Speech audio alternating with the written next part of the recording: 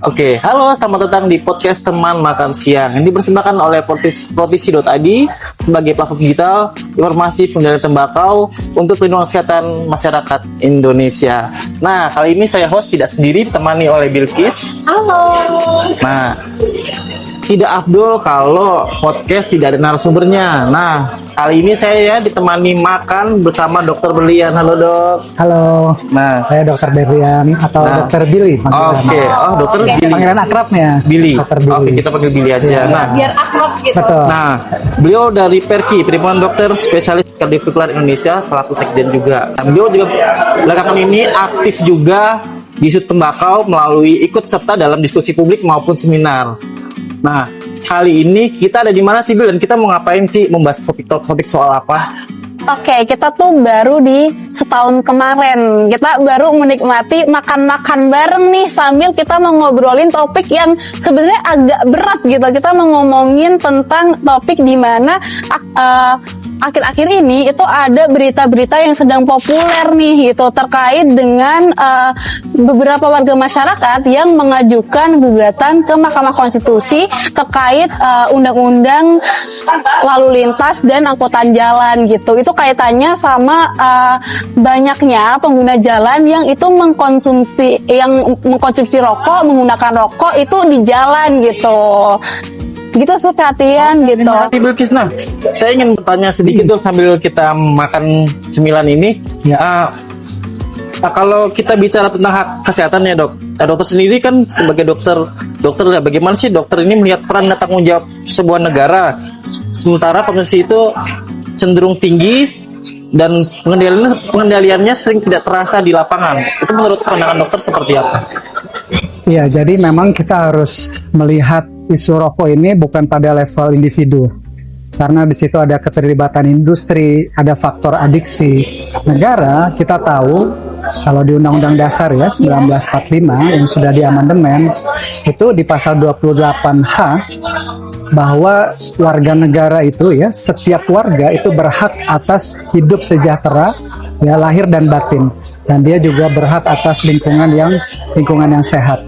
Nah, karena itu bahwa masyarakat menggugat ya ke Mahkamah Konstitusi itu menurut saya adalah bentuk kesadaran hukum yang baik. Nah, jadi bukan masyarakat jadi lebih bahasa itu dikit-dikit main hukum gitu, enggak. Dan ini juga menunjukkan bahwa peran negara di sini sangat kurang dalam melindungi hak atau melindungi kesehatan warganya. Padahal itu jelas-jelas hak dari rakyat begitu ya.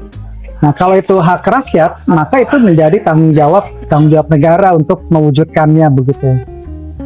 Jadi bagus ada inisiatif itu menurut saya begitu.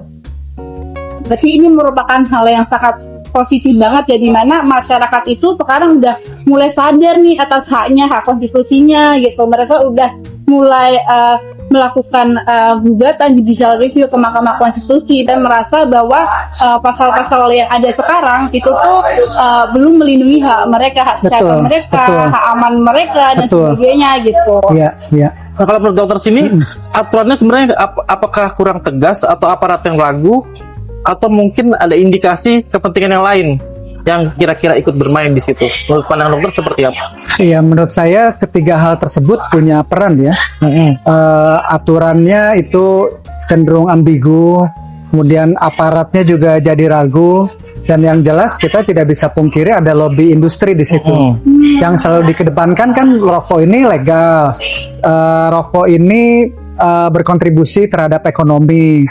Tapi negara lupa bahwa kalau kita baca Undang-Undang Kesehatan ya, Undang-Undang Kesehatan pasal 6 itu misalnya menjadi kewajiban negara untuk menyelenggarakan upaya kesehatan. Jadi upaya kesehatan itu adalah semua hal yang dilakukan atau yang berhubungan dengan pemeliharaan dan peningkatan derajat kesehatan. Dari mulai promotif ya, jadi mempromosikan gaya hidup sehat, preventif sampai kuratif, kemudian paliatif gitu. Jadi kita harus melihat ini ya sebagai tanggung jawab negara begitu, dan itu harus ada penegakan yang konsisten, keteladanan dari level yang tertinggi. Jadi aparat yang melaksanakan itu di bawah itu tidak ragu begitu. Jadi ya ketiga hal tadi yang Mas Christian bilang itu berperan ya. Aturan perlu lebih tegas, kemudian aparatnya juga perlu lebih ya kita dukung ya untuk menegakkan aturan itu begitu. Nah, kan ini sebagai dokter ya, tentu kan sering melihat terkait sudah ada beberapa korban yang dampak rokok ya dok. Nah, Ya. kalau ditarik ke ranah hukum kesehatan, apakah dampak penyakit nikmatin merokok itu sudah bisa dianggap sebagai pelanggaran hak khusus masyarakat dalam hal ini kesehatan? Menurut dokter gimana dok? Iya, saya rasa udah bisa dijawab ya dengan lugas bahwa memang itu adalah pelanggaran terhadap hak atas kesehatan. Jadi kalau selama ini yang dijadikan dalih adalah keuntungan atas cukai gitu ya, pemasukan pemerintah, sudah banyak sekali studi yang menunjukkan bahwa dampak kesehatan yang kalau itu dikuantifikasi melampaui penghasilan yang diperoleh oleh pemerintah dari katakanlah cukai gitu. Dan sekali lagi ya, legal dan menghasilkan pendapatan untuk negara tidak meniadakan kewajiban pemerintah untuk menyelenggarakan upaya kesehatan itu tadi. Jadi upaya kesehatan itu ya tidak bisa diserahkan pada level individu gitu, karena ada ketimpangan relasi kuasa ya.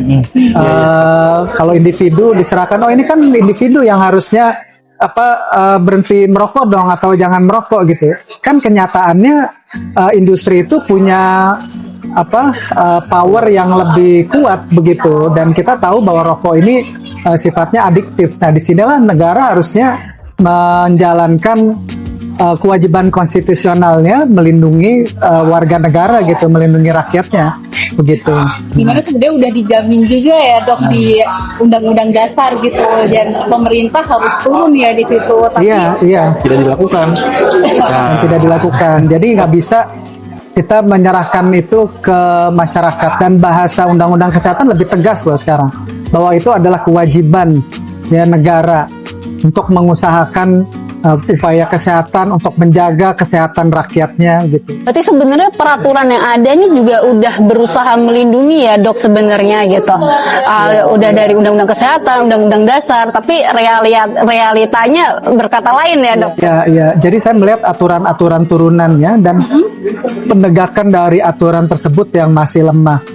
Ya, kita tidak bisa memungkiri ya kalau lobby dari industri begitu ya, dari orang-orang yang memiliki modal itu ya terasa sekali mempengaruhi bagaimana kebijakan dirumuskan dan dijalankan di Republik ini begitu. Jadi intervensi industri berarti besar sekali ya dok pengaruhnya ke masyarakat gitu. Kalau menurut Bill Gates sendiri gimana? Kayaknya kita bisa melihat ya, gitu. Kayak misalnya ruang publik dipenuhi iklan rokok, gitu. Kemudian rokok mudah sekali diakses. Ketika ada inisiatif untuk bukan inisiatif ya sebenarnya, usaha untuk menaikkan harga. Nggak main-main, bahkan level Menteri Keuangan sendiri bilang ini Fir'aun ini menaikkan cukai rokok, padahal itu sudah banyak sekali bukti yang menunjukkan itu adalah cara yang efektif untuk mengendalikan konsumsi tembakau gitu. Jadi price policy itu begitu. Nah, biasanya kan narasi itu kan muncul ya dok, khususnya di narasi industri, kerap kali menyampaikan soal legalitas dan kontribusi ekonomi. Nah, dari sisi sudut pandang hukum kesehatan, narasi itu sebenarnya masih relevan nggak sih dari terkait dengan kesehatan, sedangkan mereka menyampaikan legalitas dan kontribusi ekonomi khususnya di Indonesia ini, gimana dok? Ya memang itu tadi ya, kan legal itu ya belum tentu baik gitu. Dan yang kita bicarakan di sini adalah kesehatan yang merupakan hak asasi warga yang itu dibunyikan di Undang-Undang Dasar. Kalau itu hak dari warga, maka dengan sendirinya dia jadi kewajiban bagi negara untuk memenuhinya.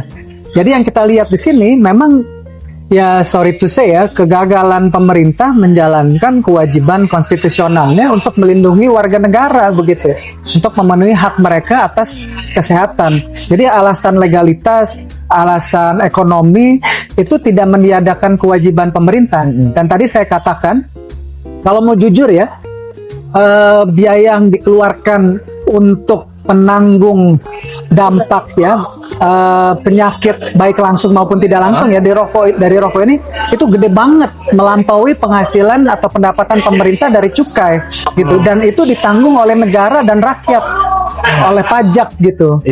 Itu kita nggak usah bikin studi baru, bukti itu udah banyak, tinggal kita mau being true to the science atau enggak gitu, kita mau pegang itu ya bukti ilmiah itu atau tidak. Jadi negara tuh sebenarnya boncos gitu. Lihat ya di sini ya, yang mendapat keuntungan itu industri, yang menanggung bebannya itu negara gitu. Termasuk juga korban rokoknya, orang anak dari sisi ekonomi keluarga, jelas. dari sisi Nah, kesehatan itu tadi juga. betul. Nah itu sebenarnya ya kita harus mendorong warga ya kalau untuk lebih speak up lah, menuntut kesehatan hak mereka atas kesehatan ini. Jadi dua sisi, kita juga melihat masyarakat kita ya belum sepenuhnya, mungkin udah tahu ya, tapi tidak sepenuhnya sadar bahwa rokok itu semerusak itu begitu. Jadi masih permisif sekali. Gitu. Mereka justru udah jadi korban rokok, mereka udah kecanduan rokok gitu. Itu yang menjadi ketimpangan ya, karena ada adiksi di situ. Gitu. Jadi orang yang sudah adiksi itu nggak bisa thinking straight lagi gitu. Nah, soalnya ada beberapa kejadian loh kayak rame.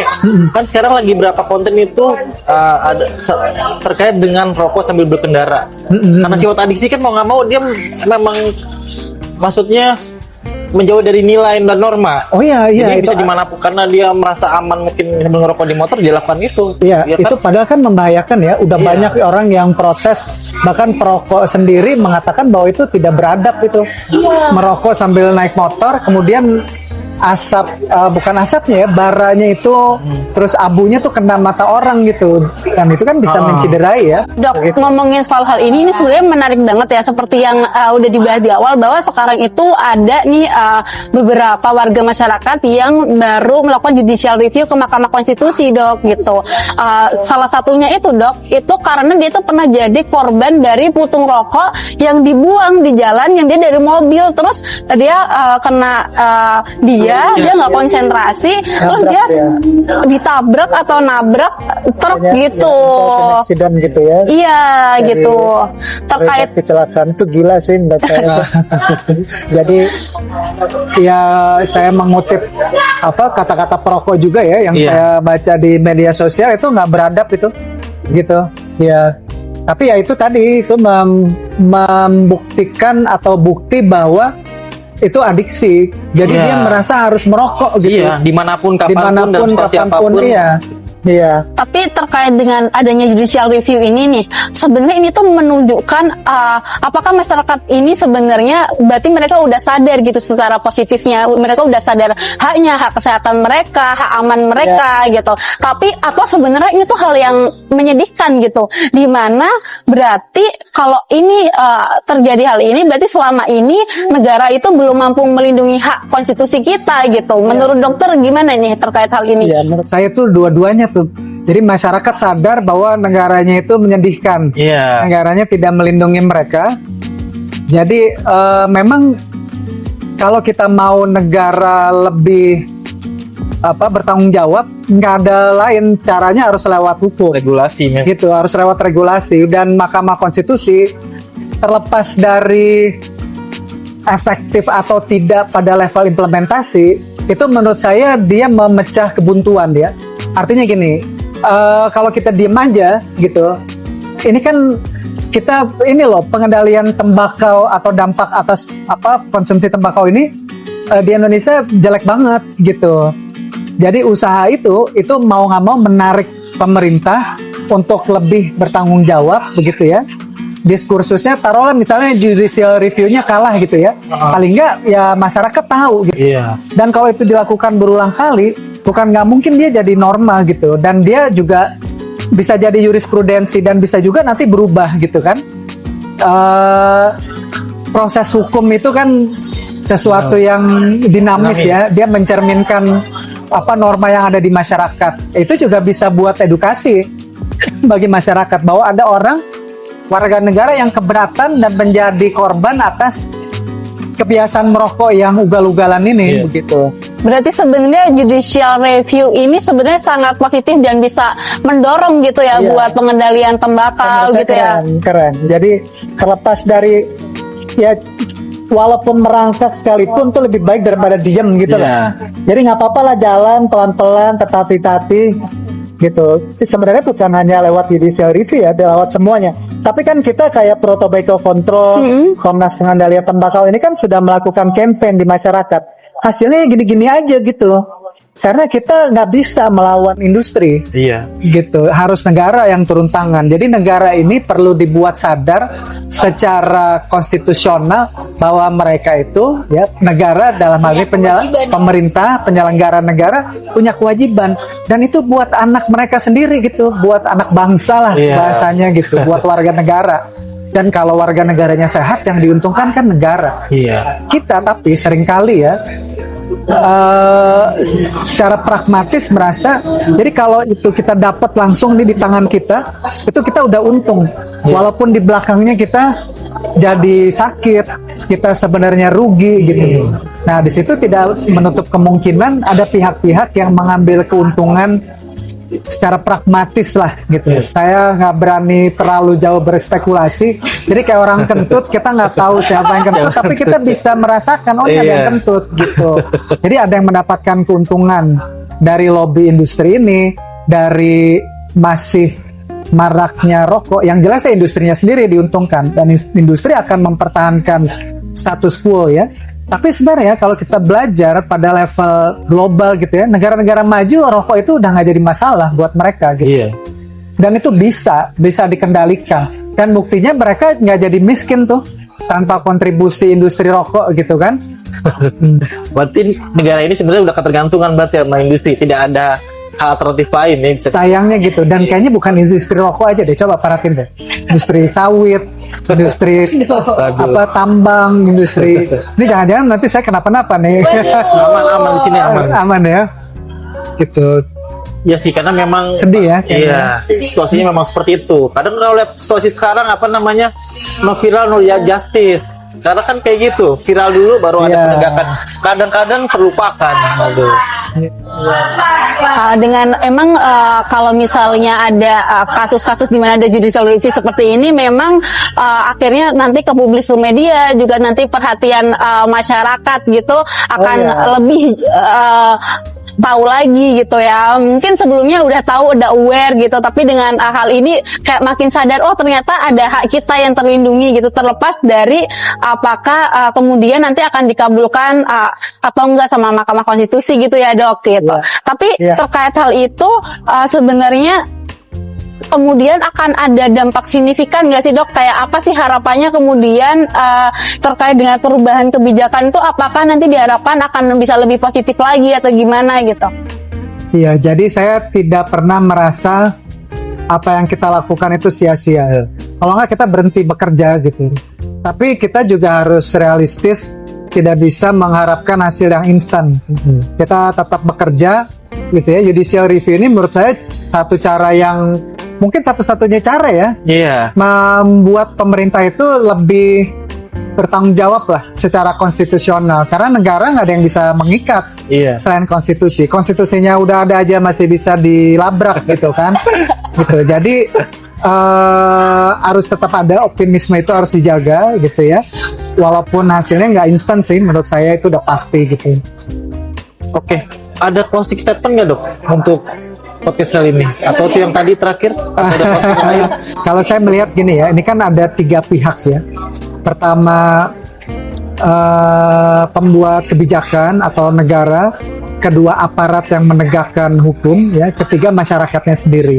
Menurut saya negara tuh udahlah jangan ambigu lah, udah banyak sekali bukti bahwa rokok ini, tembakau ini itu tidak menguntungkan gitu.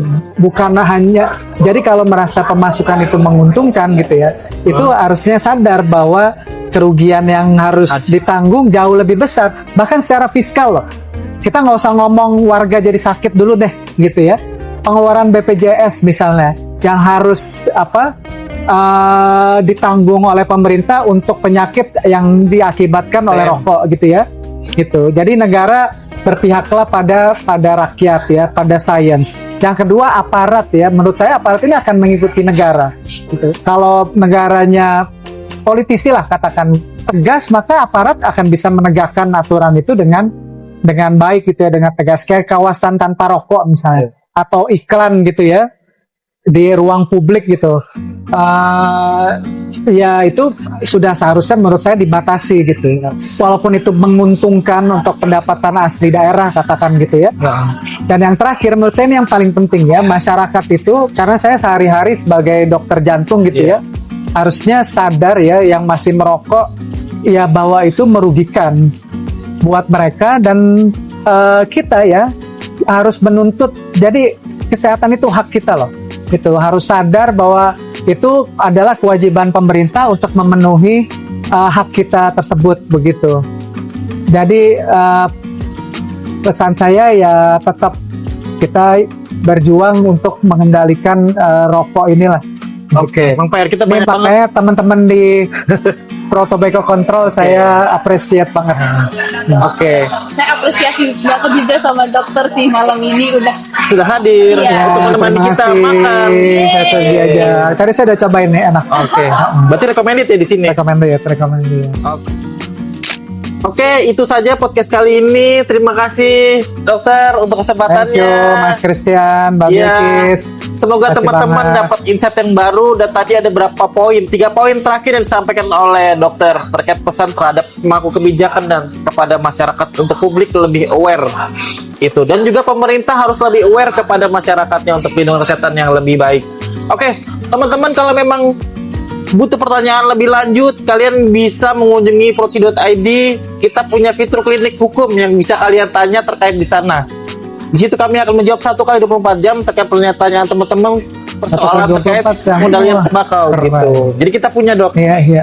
punya kanal tersebut gitu. Dokter boleh tuh kalau open website kita protisi.id, terus di situ dokter bisa nulisin terkait dengan konsultasi hukum, khususnya terkait pengendalian tembakau di website itu dong. Nah, teman-teman juga boleh kalau misalnya pengen bersuara, kita menyediakan platform. Jadi kita akan coba memfasilitasi. Jadi suaranya kita akan teruskan ke pemangku kebijakan gitu ya, Bill. Iya. Biar agak terdengar, tidak senyap di bawah gitu. Oke, jadi itu aja teman-teman. Sampai jumpa di lain kesempatan dan di podcast selanjutnya. Selamat malam, sampai jumpa di pertemuan berikutnya. Dadah. Terima kasih.